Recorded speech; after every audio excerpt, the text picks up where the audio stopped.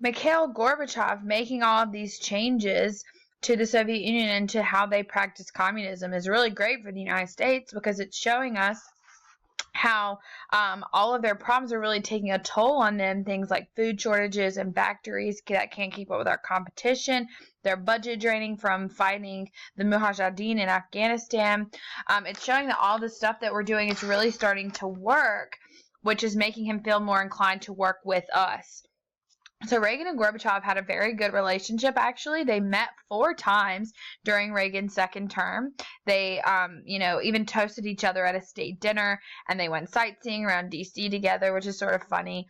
They even start negotiations for the START 1 treaty, which is pretty much a revamp of the SALT II treaty. So ultimately, the fall of the Soviet Union will come with the end of communism in Eastern Europe. Finally, communism will start to break down in that Eastern Bloc, and it will start when the Berlin Wall comes down. The Eastern German government had pretty much failed, and the authorities finally opened the gates, and the German citizens stormed through with sledgehammers and broke it apart, symbolizing the breakdown of that. And so a year later, Germany would reunify and become one country again. After that, countries like Poland, Czechoslovakia, and Hungary would all have free elections. And then communism would finally also end in Bulgaria, Romania, Albania, and Yugoslavia by 1991.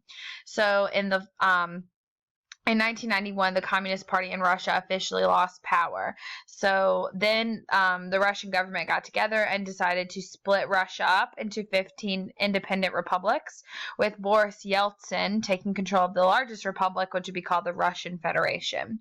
The fall was largely a combination of these things that I've been mentioning: Reagan's strong policies for spending, as well as Gorbachev's softening policies. So Reagan being so strong and Mikhail Gorbachev willing to give in so much is what allowed all of this to finally collapse.